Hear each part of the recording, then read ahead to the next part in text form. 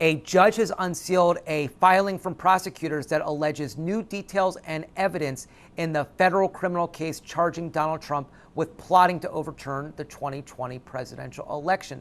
This is a filing that had initially been made under seal, and its purpose is to convince a judge in Washington, Tanya Chutkan, that the acts alleged in the indictment were undertaken in Trump's private or personal capacity and therefore can remain part of the indictment. That's important because the Supreme Court, in a July opinion, said that official acts undertaken by a president are immune from prosecution.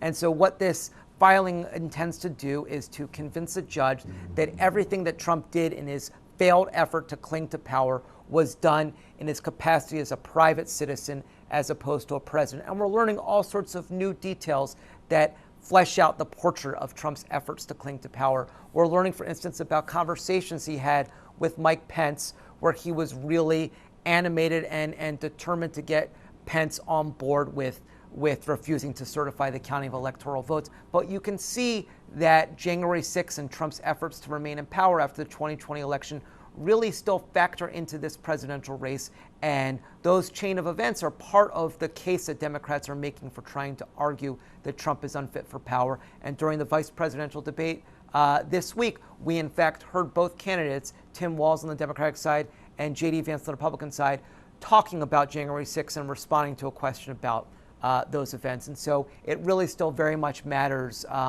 in the minds of the parties.